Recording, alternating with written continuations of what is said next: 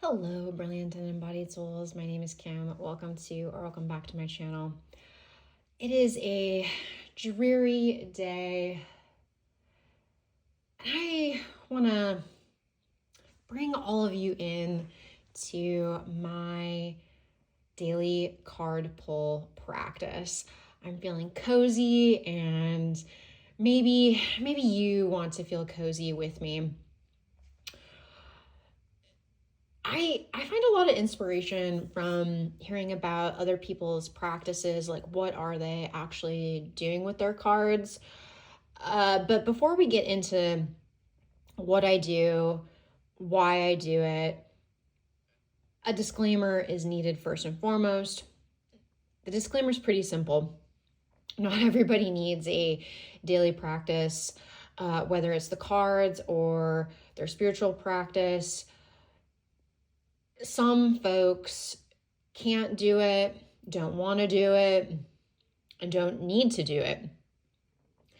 I'm somebody who can do it, wants to do it, and kind of needs to do it. I have struggled with accountability, discipline, stability, and consistency. I find having a daily card practice as well as a spiritual practice, a daily spiritual practice, helps me cultivate some of those qualities. I see an argument to be made for somebody having those qualities already, ergo not really needing a daily practice of any kind. There's pressure within the tarot community and maybe even me making this video, right, to have a daily card practice, but that again feels so personal, so subjective. So I want to make space for not everybody needs to do this, wants to do it, can do it, etc. Disclaimer over. Let's talk about some of the whys behind my practice before we get into it. Besides cultivating these qualities I mentioned, a lot of why I have a daily practice is about participating with fate. There are aspects of my daily card practice that are divinatory. So I am curious to get insights and a window into what the day holds. I appreciate a heads up, you know what I mean? And so there are elements of my daily card pull practice that are incredibly divinatory in nature. Coming back to this idea of participation, I want to know what's coming so that I can prepare myself or work with how the day is unfolding to support myself, support others, just be able to show up with more grace and more capacity, etc. My card pull practice helps me do that. The other aspect is insight and knowledge. I feel a daily card practice helps me deepen my relationship with myself. It deepens my relationship with the spiritual team I work with.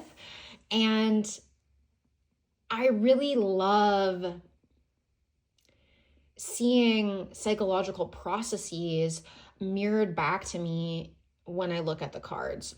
So there's definitely a psychological, personal development and relational aspect to why I do a daily card practice. The final reason that I'll share today, I mean, there's many reasons to have a daily card practice, but for the sake of this video, the last one that I want to share is that it is just fun. I like the thrill of laying down the cards and seeing what I get. It is gambling with life. What can I tell you? And I feel energized by this practice. It is so entertaining and playful and interesting and engaging. You could scrap the 2 previous reasons, and if I just had this third reason, if that was all that was going on here, I would still want to do it. The cards are just so amazing. I'm enthralled and in love with all of my decks, and I just want to use them as much as I can. That's a huge reason for a daily card practice for myself. Okay, let's talk about what I actually do. So there are 2 components to my daily practice. I have my morning component, my morning practice, and then I have a evening practice. Let's start with the morning practice, which is way more robust and involved. I use 4 decks. Sorry, I don't use 4 decks. Well, actually, no, I just recently started to use a 4th deck. Yeah. So I use 3 decks, and then I have a 4th deck that serves a very special place in my heart, which I actually don't think I will talk about in this video. But I have 3 decks that I use.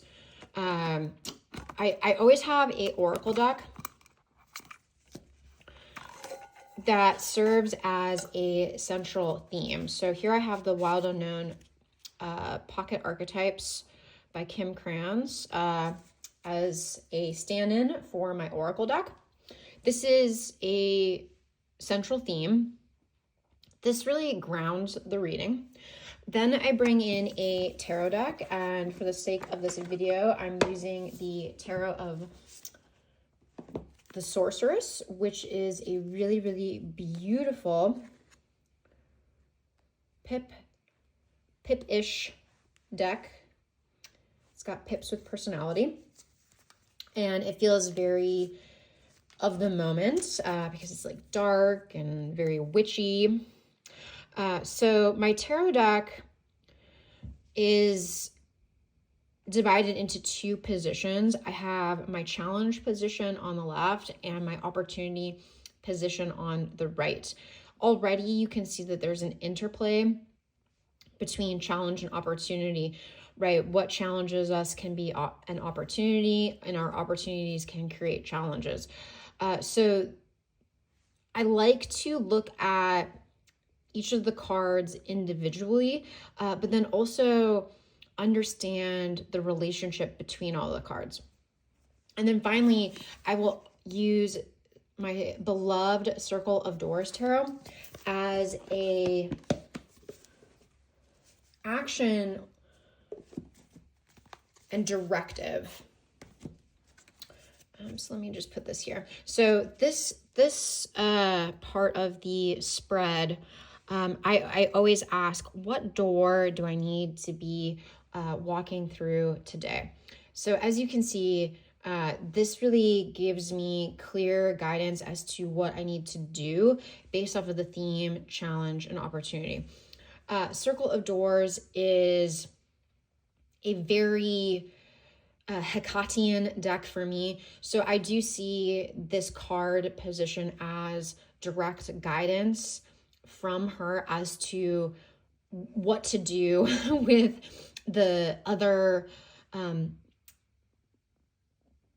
windows that have been opened within the reading. Like, what do I do with the challenge? What do I do with the opportunity given the theme?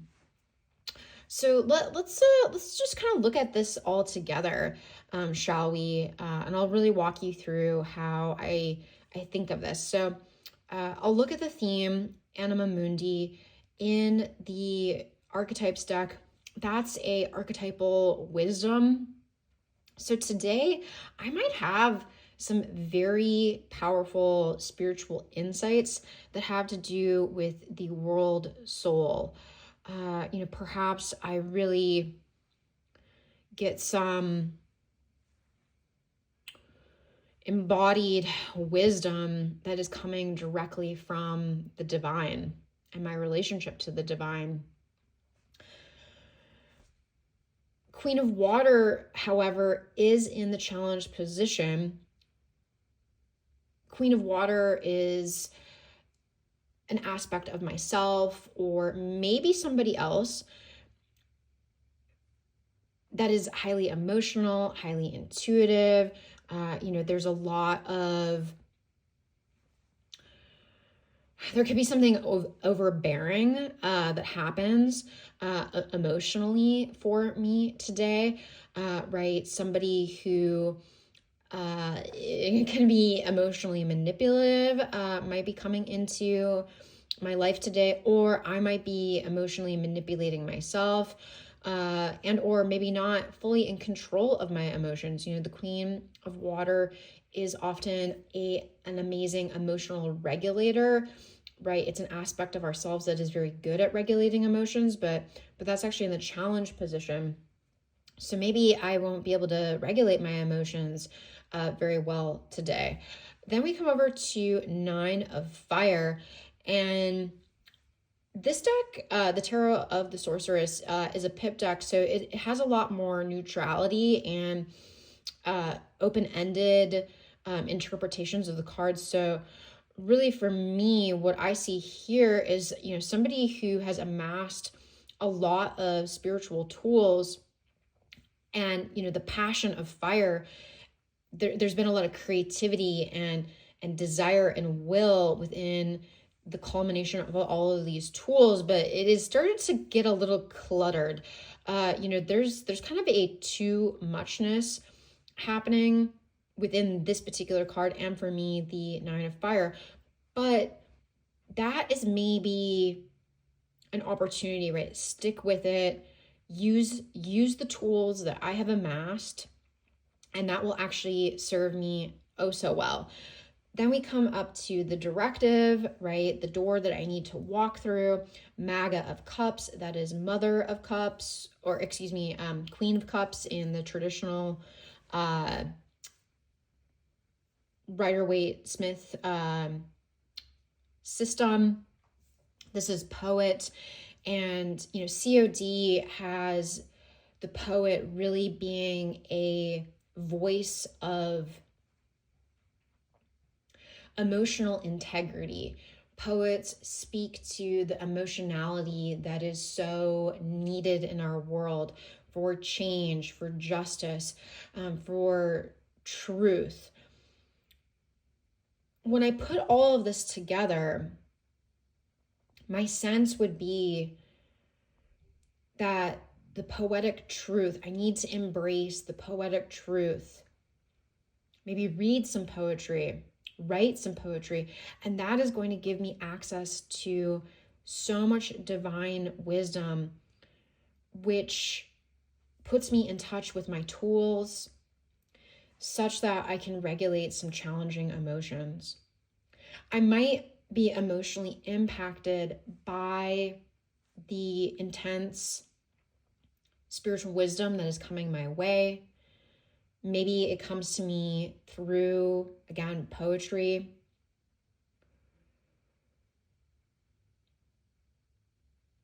Maybe the wisdom is I really need to step into my power as a poet. And that is going to give me a great spiritual uplifting, put me in touch with the anima mundi, the spirit of the world. But that will be very emotionally overwhelming to me. I will need to use my tools to support that process. So I just modeled, right, how I choose to work with 3 decks. My beloved Circle of Doors is a continued companion in this daily practice. Sometimes I swap it out. So for example, I recently swapped COD out for Tarot of the Vampires by Ian Daniels. So with that deck, I asked, what do I need to drink today? What's going to quench my thirst today? So I will change the question associated with the deck that I place in this particular position, but this position is always a directive, right? It's always like what to do with the theme and the opportunity and the challenge. So COD serves that purpose like 90% of the time. But every once in a while, I get the inclining to use a different deck in this directive position, which is fun, which, really allows me to tap into the theme of other decks. I love placing Oracle with Tarot. Sometimes I get double messages between COD and the tarot deck that I'm working with at a time. So that only serves to really double down on a particular energy or challenge or opportunity in a given day. This configuration gives me a lot of information. Some people might find using 3 decks in this manner to be overwhelming. And if you're one of those people, I just want to name it and validate. I can understand why. I have worked up to this particular configuration. In the beginning, I only used a tarot deck for my daily practice. Then I started to add in a oracle and just did an oracle with challenge and opportunity. And then finally, when I received Circle of Doors and it just enchanted me so much, I had to figure out a way to bring it into my practice. And this is actually the configuration that arose for me. All of this to say, this particular spread and configuration of cards was years and years in the making. I would not recommend starting off with this many decks if you're new to card reading. Start simple, just start with Oracle or just start with Tarot. Then you can start to layer in different decks and weave the meanings all together, like I demonstrated in this particular video. All right, let's clear these decks out and talk about another aspect of my practice, and that is my nightly pull. So to talk about that, I'm gonna grab my really beautiful Ancient Ritual Postures deck. This is by Belinda Gore. This is just an example of what I'm currently working with, what I'm interested in. My nightly card pull practice is all about following my interests at a given time. So I have worked with all kinds of decks for my nightly pull over the last year. What I'm working with really just depends on where I'm called, what I want to be doing. This is a very embodied deck. It is an oracle. Yes, there's insight and messages to be found within the guidebook. But this is also could be like an altarpiece or a focal point for doing some of the embodied practices, which are also described in this guidebook and some of the other books by Belinda Gore, which I own. I do not do the body posture ritual before I go to bed. That would be super activating. And, Belinda Gore herself suggests only doing the body posture ritual practice as described in this book and her other works, maybe like once a week or once a month. It's not a everyday kind of thing.